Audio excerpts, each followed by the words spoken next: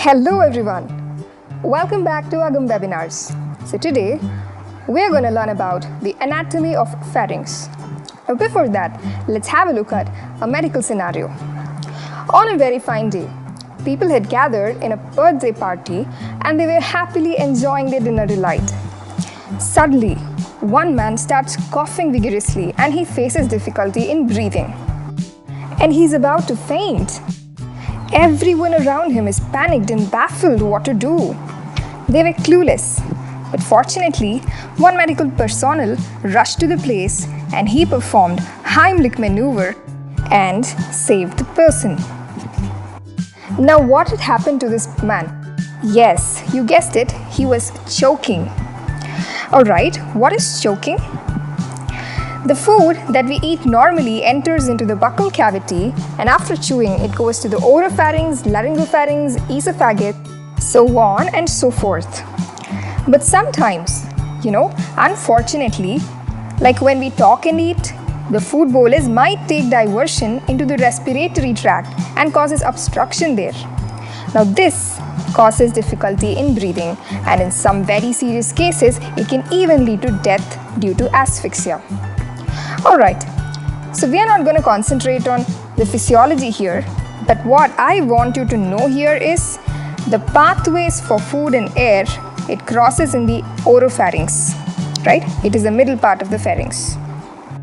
Now, let us jump into the anatomy of pharynx. Pharynx is a musculofacial hemicylinder, which is about 12 to 14 centimeter long. And more precisely, we can call this a hemifunnel than a hemicylinder, as the upper end is relatively broader than the lower end. Now longitudinally, pharynx extends from the base of skull to the esophagus and anteriorly it communicates with the nasal, oral and the laryngeal cavities. Based on this anterior communication, pharynx is subdivided into three. On the top, nasopharynx, then oropharynx and the laryngopharynx. Now, let us see the extent or boundaries and the relations of entire pharynx and of each subdivision. Because pharynx is like a tube, we will see the boundaries as superior, inferior, anterior, posterior and the lateral relations. Now, superiorly, it is the base of skull and more precisely the posterior part of body of sphenoid and the basilar part of occipital bone.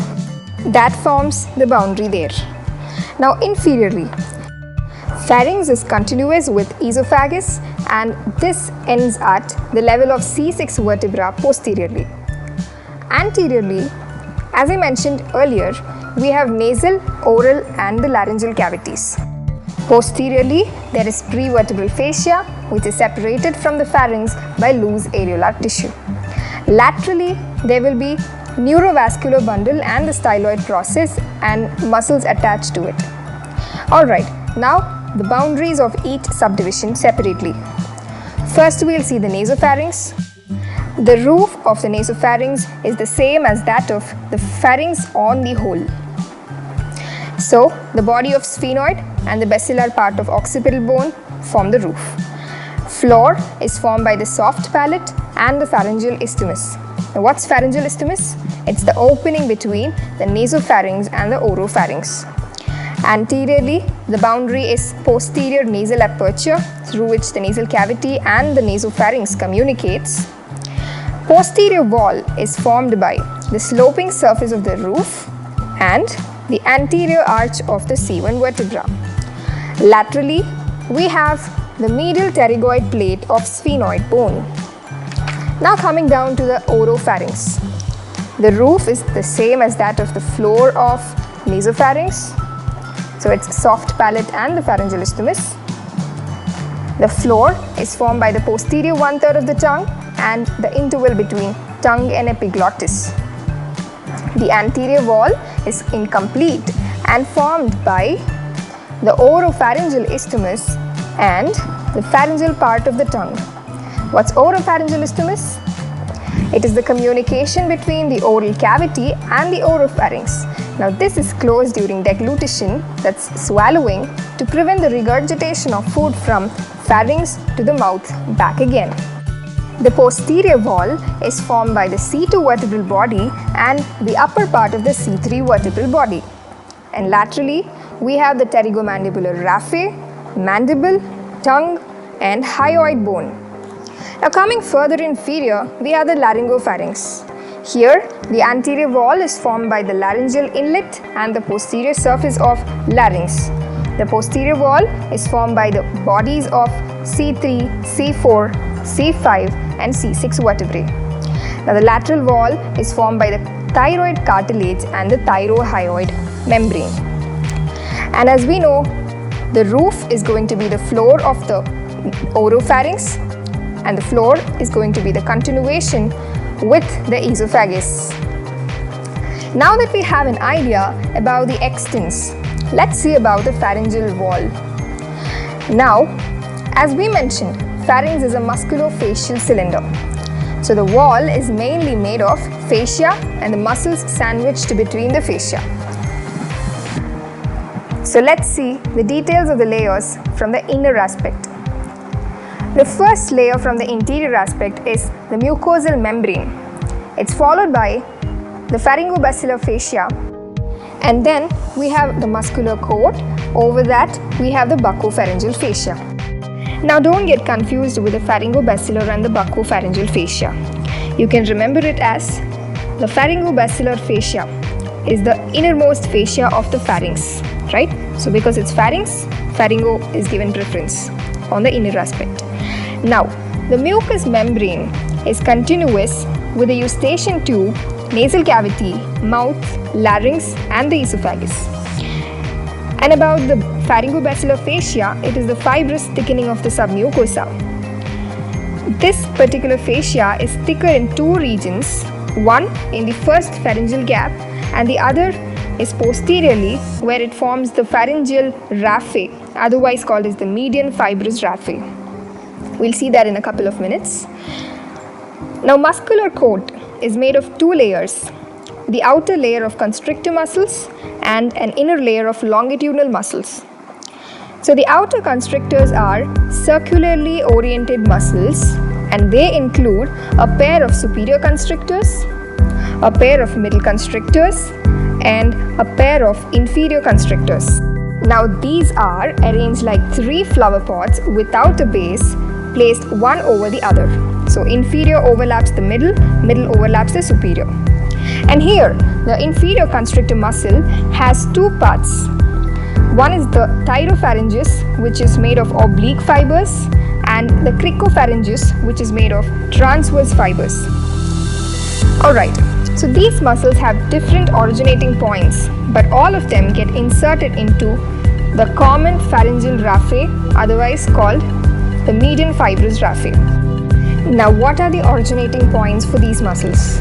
Superior constrictor. It originates from the pterygoid hamulus, the pterygomandibular raphe, and the adjacent bone on the mandible, that's the medial surface. The middle constrictor comes from the upper margin of the great horn of hyoid bone and the adjacent margin of lesser horn and the stylohyoid ligament. The inferior constrictor muscle origin can be dealt separately for the thyropharyngeus and cricopharyngeus part. For thyropharyngeus, it's from the oblique line on the lamina of thyroid cartilage and the tendinous band between the thyroid tubercle and cricoid cartilage. The cricopharyngeus part arises from the cricoid cartilage. And as we saw, all of them get inserted into the median fibrous raphe. Now, the inner longitudinal muscles. These are vertically oriented and they include a pair of stylopharyngeus, a pair of palatopharyngeus and a pair of salpingopharyngeus. Similar to the constrictor muscles, these muscles also have origination from different areas, but they commonly get inserted into the pharyngeal wall. The stylopharyngeus muscle arises from the medial side of base of the styloid process. The palatopharyngeus arises from the upper surface of palatine aponeurosis, and salpingopharyngeus arises from inferior aspect of pharyngeal end of the pharyngotympanic tube. So all of them get inserted into pharyngeal wall. Now, what is the function of these muscles? The constrictor muscles perform the common function of constriction of the pharynx, and the longitudinal muscles perform the common function of elevation of the pharynx. And additionally, the palatopharyngeus performs the closure of oropharyngeal isthmus, which prevents the regurgitation of food from the pharynx to mouth during deglutition. Now, all these muscles of pharynx are not attached with one another continuously. So, there exist some potential gaps, especially between each pair of constrictor muscles. These gaps are mainly meant for enabling the entry and exit of certain important neurovascular structures. There are 4 gaps in total. The first gap is between the skull base and the superior constrictor muscle. The second one between the superior and middle constrictor. Third, between middle and the inferior. And fourth is between the inferior and the esophagus. Now let us appreciate the structures passing through each of this gap.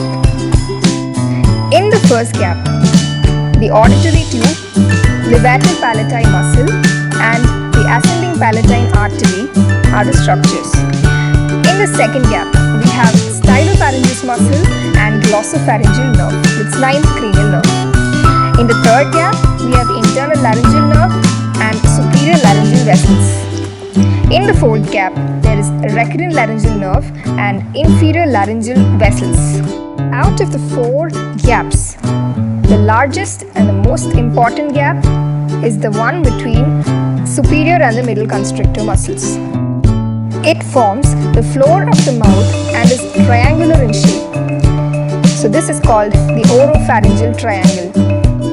Now, let us appreciate some important internal features of each subdivision of pharynx. First, in the nasopharynx, we have the nasopharyngeal or the pharyngeal tonsil. This is a collection of lymphoid tissue beneath the mucous membrane at the junction of roof and the posterior wall of nasopharynx. Another structure we appreciate here is the mucus diverticulum, which is otherwise called the pouch of Luschka or nasopharyngeal bursa. The other structure is a small dimple seen in the mucous membrane just above the pharyngeal tonsil. Now this represents the remains of the embryological Rathke's pouch. Then we have an orifice of the pharyngotympanic tube or the eustachian tube. So this exactly lies on the lateral wall at the level of inferior nasal concha about 1.25 cm behind it. The upper and the posterior margins of this orifice is bounded by a tubal elevation. Now this elevation is produced by a collection of lymphoid tissue called tubal tonsil. There are 2 mucosal folds which extend from this elevation called salpingo-palatine fold and salpingo-pharyngeal fold.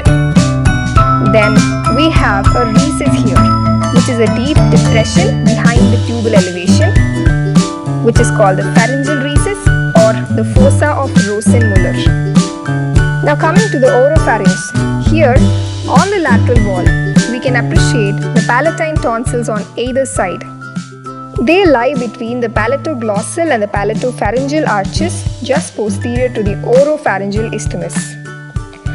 Now, the fossa where they are located is called the triangular fossa or the tonsillar fossa. And on the anterior wall, we have the lingual tonsil, and there's the upper free end of the epiglottis, the medial and the lateral glossoepiglottic folds, and we have a structure called epiglottic valleculae. What is this? These are a pair of mucosal pouches present one on each side of the midline between the base of tongue and epiglottis. The other important feature is oropharyngeal isthmus. So as we mentioned before, it is an arched opening.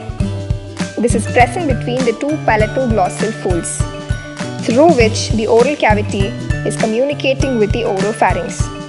On the superior aspect, there is soft palate. Inferior aspect, there is dorsal surface of posterior 1/3 of the tongue, and laterally there are palatoglossal folds which are containing the palatoglossus muscles. Now coming to the laryngopharynx. the most important feature we can see here is the one in the lateral wall called the pyriform fossa. Medially, the pyriform fossa has the aryepiglottic fold and the quadrangular membrane of the larynx. Laterally, there is mucous membrane covering the medial surface of lamina of thyroid cartilage and thyrohyoid membrane. Piercing this thyrohyoid membrane, there is internal laryngeal nerve, and accompanied by that, there are superior laryngeal vessels. And on the superior aspect, the pyriform fossa is separated from the valleculae by lateral glossoepiglottic fold. The pyriform fossa is well developed and functional in ruminating or cut-chewing animals like cow and goat.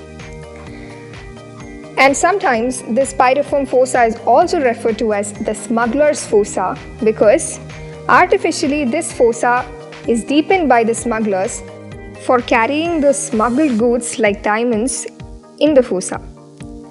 Alright, now let's have a quick glance of the nerve supply and the vascular supply of the pharynx. The motor supply. All the pharyngeal muscles are supplied by the cranial root of accessory nerve, but that is via the pharyngeal branch of the vagus and the pharyngeal plexus. So when we would write it as the 10th cranial nerve. Except for one muscle, that is the stylopharyngeus muscle, which is supplied by the glossopharyngeal nerve. Now the sensory supply to the nasopharynx is by the pharyngeal branch of the pterygopalatine ganglion, which carries fibers from the maxillary division of the trigeminal nerve, and oropharynx, the sensory is by the glossopharyngeal nerve, the 9th nerve, and laryngopharynx is by the internal laryngeal nerve. Now there is pharyngeal plexus, right? So how is this pharyngeal plexus of nerves formed? The plexus is formed by the pharyngeal branch of vagus nerve that carries fibers from the cranial part of the accessory nerve as we mentioned before, then the pharyngeal branch of glossopharyngeal nerve and the pharyngeal branch from superior cervical sympathetic ganglion. Now, the arterial supply of the pharynx. It is supplied mainly by four important branches. First, the ascending pharyngeal artery, a branch from the external carotid artery. Then second, the ascending palatine and the tonsillar artery, both arising from facial artery. Then the greater palatine and the pharyngeal artery arising from maxillary artery. And the fourth one is the lingual artery from external carotid artery. The venous drainage is mainly into a plexus called the pharyngeal venous plexus, just like the pharyngeal nerve. Both these plexuses, that is the pharyngeal nerve plexus and the pharyngeal venous plexus, are located on the posterolateral aspect of the pharynx over the middle constrictor muscle. Ultimately, the pharyngeal venous plexus drains into the internal jugular vein. And regarding the lymphatic drainage, it is mainly into the upper and the lower deep cervical lymph nodes. Either it can drain directly or through the retropharyngeal lymph nodes. Now, if anyone asks you what are the pharyngeal spaces, be clear with it. Pharyngeal spaces are different from pharyngeal gaps. So pharyngeal spaces are nothing but the potential spaces in relation to the pharynx. We have two main such spaces called the retropharyngeal space and the parapharyngeal space. So the name implies retropharyngeal is present behind the pharynx. So it's between the base of skull and the bifurcation of trachea below. And the second is parapharyngeal space located on either side of the pharynx, which carries important structures like carotid vessels, internal jugular vein, the cervical sympathetic chain, and the last four cranial nerves. Okay, now that we know about the anatomy of pharynx in detail, let's have some clinical correlation. So the first clinical correlation is pharyngeal pouch or Zenker's diverticulum. We know that there is a potential gap between thyropharyngeus and cricopharyngeus parts of the inferior constrictor muscle. This gap is called the pharyngeal dimple or the Killian's dehiscence. Now, as these two muscles, that is these two parts of inferior constrictor muscle, have different nerve supply, sometimes due to the neuromuscular incoordination, a diverticulum may be formed in the pharyngeal dimple. So that is called the pharyngeal pouch. The second clinical correlation is adenoids. What are adenoids?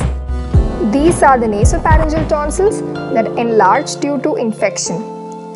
Now this enlargement causes obstruction of the posterior nares that leads to breathing through mouth. Now this is common in children as the nasopharyngeal tonsils usually gets atrophied right from age 6 till puberty, and in most cases this totally disappears by 20 years of age. The third clinical correlation is about the smuggler's fossa, which is the other name for the pyriform fossa. We have discussed this earlier. And the last clinical correlation is with which we actually started the session, choking. Right. So there's a counterpart for choking called belching. In choking, we know the food that has to normally enter into the esophagus unfortunately enters into the respiratory tract. Similarly, in belching, the air that we breathe in, which should normally enter the respiratory tract, gets inside the esophagus and goes to the GIT, causing some sort of flatulence. And that is why people say not to talk as we eat. Hope the session served a good meal for your brain. Thank you.